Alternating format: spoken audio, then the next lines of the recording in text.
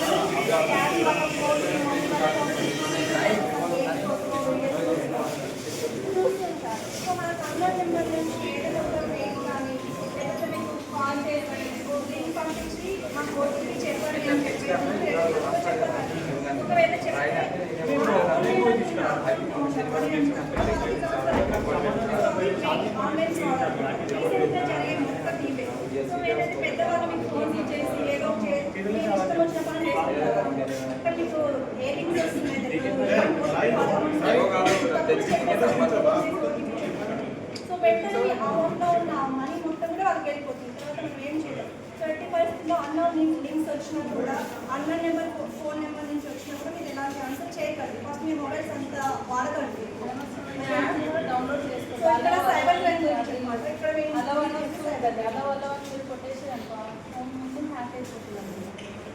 So మీ ఏజ్కి మీరు phone use చేసి అంతా చేయాల్సిన అవసరం లేదు. ఫోన్ యూజ్ చేసిన గుడ్ థింగ్స్ కోసం యూజ్ చేయాలి. ఏదైనా బ్యాడ్ గుడ్ రెండు ఉంటుంది, మనం గుడ్నే అచీవ్ చేసుకోవాలి. ఓకేనా?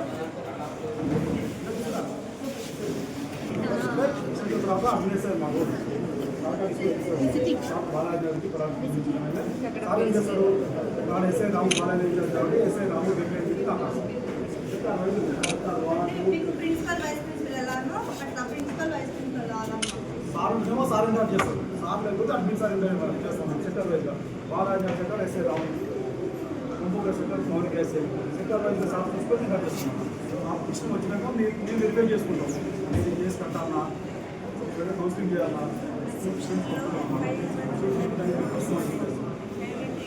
ఇక్కడ బాగా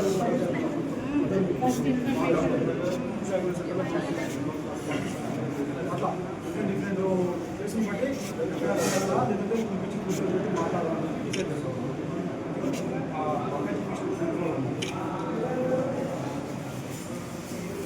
అమ్మాయి కూడా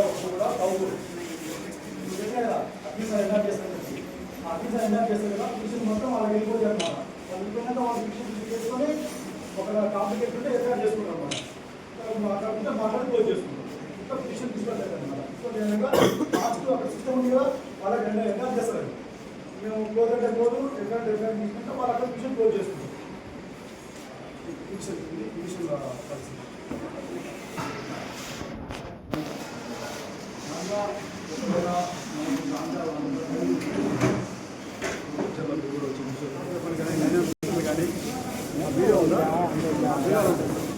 ఇంకా ముందు అంటే 2000 చెప్పడం వల్ల పెట్టుకోవట్లేదు ఇచ్చిందా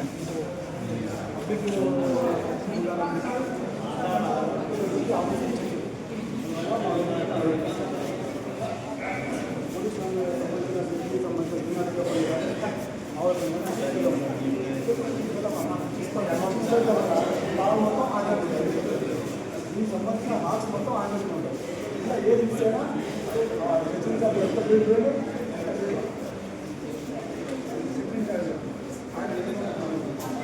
ఇంకా ఏ ఐటమ్ ఉన్నా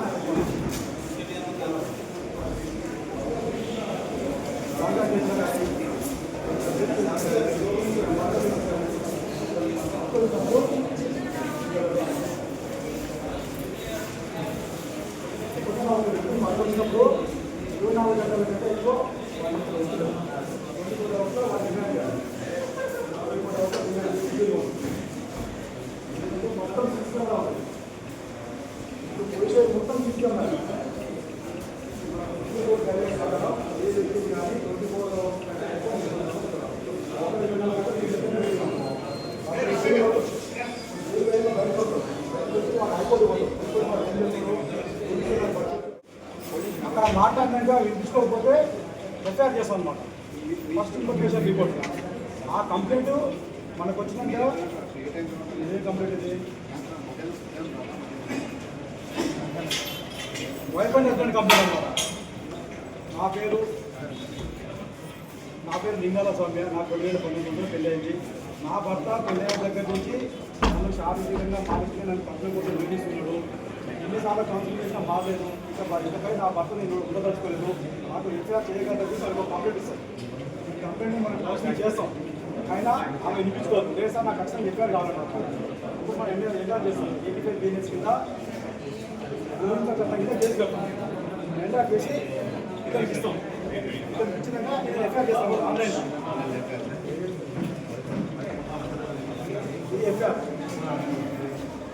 ఈ ఎఫ్ఐఆర్ చేసి మనకి ఇస్తాం.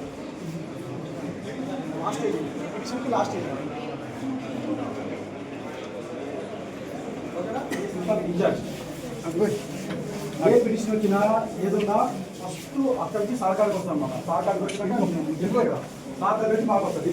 ఒకవేళ సహకారం పోతే అభ్యర్థి చెప్పినా కదా, ఏ విషయం ఉన్నా ఏ విషయం ఉన్నా ఫస్ట్ సహకారికి మాకు ఏంటంటే చేస్తాం. ఒక అర్థమైంది అందరికీ. పోలీస్ స్టేషన్ డ్యూటీలు ఏంది, ఏ డ్యూటీలు ఎవరు చేస్తారు అనేది అంతా కూడా ప్రతి దానికి కూడా ఒక సిస్టమేటిక్ ఉంటుంది అనమాట. గతంలో ఉన్న పోలీస్కి ఇప్పుడున్న పోలీస్కి చాలా తేడా వచ్చింది. ప్రతిదీ సిస్టమేటిక్. మీకు ఏం జరిగింది, ఏది ఇప్పుడు హాస్పిటల్ పోగానే డైరెక్ట్ పోగానే మెడిసిన్ రాస్తున్నారా, టెస్ట్ చేస్తున్నారా? ఇది గతంలో ఏం చేసేవాళ్ళు, డైరెక్ట్ మెడిసిన్ రాసేవాళ్ళు. కడుపు నొప్పి వేసినట్టు కడుపు నొప్పి టాబ్లెట్ రాసేవాళ్ళు. ఇప్పుడు కడుపు నొప్పి ఎందుకు వచ్చింది, దేని పర్పస్ వచ్చింది, తిన్నటువంటి ఫుడ్ పాయిజన్ అయిందా, లేకపోతే ఏదైనా అదర్ ఇష్యూస్ ఉన్నాయనే దాని క్లియర్గా ఉంటుంది. ఇప్పుడు దీంట్లో కూడా ఏదైనా ఇష్యూ అయినప్పుడు ఫస్ట్ నాకు అక్కడ రాగానే పిటిషన్ పే చేసుకొని అది ఎవరి సెక్టర్కి వస్తుంది, ఆ సెక్టర్ ఎస్ఐ పంపిస్తాను. ఆ సెక్టర్ ఎస్ఐ వాళ్ళు పిలిపించుకొని ఎంక్వైరీ చేసుకొని ఇది వాస్తవమా అవాస్తవమా, వాస్తవం అనుకో ఇమీడియట్గా కేసు రిజిస్టర్ చేసి వారికి పనిష్మెంట్ చేయడానికి మనం కోర్టు పంపిస్తాం. అంటే మీ అందరూ కూడా తెలియాలి. స్కూళ్ళల్లో కూడా ఏ విధంగా ఏమైనా ఈవిటీజీ జరిగినా, స్కూళ్ళల్లో ఏమైనా ర్యాగింగ్ జరిగినా, స్కూళ్ళల్లో కూడా అన్‌టువర్డ్స్ ఇన్సిడెంట్స్ సంబంధించి జరిగినా కూడా ఇమీడియట్గా మీరు ఒక 100 నెంబర్ అని ఒకటి ఉంటుంది, డైల్ 100. డైల్ 100 మీ టీచర్ దగ్గర నుంచి ఫోన్ తీసుకొచ్చి మాట్లాడవచ్చు, ఇంటికి పోయిన తర్వాత మీ మదర్ దగ్గర నుంచి ఫోన్ తీసుకొచ్చి మాట్లాడవచ్చు. ఏదైనా కూడా మీరు కంప్లైంట్ చేస్తే ఇమీడియట్గా ఆ కంప్లైంట్ మా దగ్గర రిజిస్టర్ అయితే దానికి సంబంధించిన ఎంక్వైరీ జరిగి వాస్తవాలు పరిశీలించి వాళ్ళ మీద యాక్షన్ తీసుకుంటారు. ఓకే, ఇప్పుడు మీరు ఏం చేయాలి, ధైర్యంగా మనందరి యొక్క కర్తవ్యం ఏంది, ఒక మంచి సొసైటీని ఏర్పరచాలి. మంచి సొసైటీని ఏర్పరచాలంటే ఏం కావాలి, ఎవరైతే తప్పులు చేస్తారో, ఎవరైతే తప్పులు చేసేటువంటి ఎలిమెంట్స్ ఉంటారో వాళ్ళని మనము యాక్షన్ చట్ట ప్రకారం యాక్షన్ తీసుకోవాలి.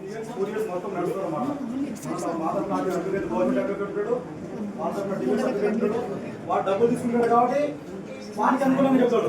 పోలీసు వాళ్ళు మొత్తం ఏదో రాసుకొచ్చారు, అసలు మా వాడు మర్డర్ చేయని చెప్పి వాళ్ళు లేదు సార్ మా వాడు మొత్తం కాపరీ చేసారు, డేటా పర్ఫార్మెన్స్ నుంచి ఛార్జ్షీట్ ఫైల్ చేస్తారు, ప్రతి ఒక్కరు సీట్ చేసి అని చెప్పి మొత్తం జడ్జి ముందు ప్రొడ్యూస్ చేస్తారు అన్నమాట. వాళ్ళ అడిగేటు మన అడిగేటు మొత్తం ఒక సినిమా కూర్చుంటున్నా మీరు మొత్తం ఒక 3 సంవత్సరాలు దాని నడుస్తుంది మేడం. ఉద్రికంగా నడుస్తుంది. ఎవరైతే ఎక్కువ చెప్తారో, ఎవరైతే ఎక్కువ విట్నెస్ ప్రొడ్యూస్ చేస్తారో వాళ్ళ కేసు గెలుస్తుంది. మనం ఏం చేయాలంటే మన పట్ల సాక్ష్యం మన కేసు ఇవ్వాలంటే మొత్తం సీజ్ వచ్చి ఆ కారు తీసుకోవాలని చెప్పి మన కంప్లైంట్, దాని మీద మనం ఎఫ్ఐఆర్ కడతాం. ఎఫ్ఐఆర్ కట్టి ఆ సీన్కి వెళ్తాం. సీన్కి వెళ్ళి ఫస్ట్ అసలు ఈయనకు కారు ఉందా లేదా ఫస్ట్ అడుగుతాం. కారు ఉంటే ఎక్కడ కొన్నాడు, దానికి సంబంధించిన ఆర్సీ మొత్తం కనుక్కుంటాం. ఒక నిజంగా ఉంది పార్క్ చేసిన చుట్టుపక్కల అడుగుతాం. ఆయన కారుని రావాలి సార్, ఉంది సార్ నిన్న పార్క్ చేసించారంటే ఆయన వీటిని తీసుకుంటాం. తీసుకొని నిజంగా కారు పోయిందంటే line to line CC camera check చేసుకుంటాం. అతని ఇంటి దగ్గర నుంచి ఎన్ని సీసీ కెమెరాలు ఉన్నాయి, పక్కన స్కూల్స్ ఉన్నాయా, కాలేజీలు ఉన్నాయా, ఆ సీసీ కెమెరా మొత్తం చెక్ చేస్తాం. చెక్ చేసి దాన్ని లైన్ టు లైన్ చెక్ చేసుకుని పోతాం. వాడు ఆఫీస్ నుండి పోతే ఉంటాడు కదా, దమ్మాయి చౌరసా, బాలాజీ నగర్, సాకేతు, వాడు ఎండ్ ఆఫ్ ది పాయింట్ ఎక్కడైతే ఉంటాడో అక్కడ దాకా పోతాం. మొత్తం వెరిఫై చేసుకుంటాం. వెరిఫై చేసుకున్నాక మనకు కొన్ని డౌట్స్ ఉంటాయి, ఎందుకంటే పాతంలో ఉంటా వాళ్ళని వెరిఫై చేసుకుంటాం. వాళ్ళని తీసుకొచ్చి ఇంట్రాగేషన్ చేస్తాం. వాళ్ళ దగ్గర కారు పోయింది అంటే వాడు నాకు చెప్పినా కదా ఆ లైన్లో కాకుండా ఈ లైన్లో తీసుకొస్తాం. వాళ్ళు సీసీ కెమెరా కాకుండా, ఎందుకంటే వాళ్ళు ఇంట్రాగేషన్ చేయాలి కదా. అట్లా పట్టుకొస్తే సీసీ కెమెరా కనబడతాయి, ఇట్లా తెస్తే సీసీ కెమెరా ఉండవు. వాడిని తీసుకొచ్చి ఒక 1 రోజులు వాడిని ఉతికి ఆరబెట్టి ఎండబెట్టి చేస్తే అవును సార్ నేను చేసిన సార్ మీరు ఒప్పుకుంటే ఆ కార్ రికవర్ చేసి వాళ్ళని జైలు పంపిస్తాం. ఎవరైతే కారు ఓనర్ ఉందో ఆ కారు ఓనర్కి బండి అమ్ముతాం. ఇది ప్రాసెస్. దొంగతనం చేస్తాం.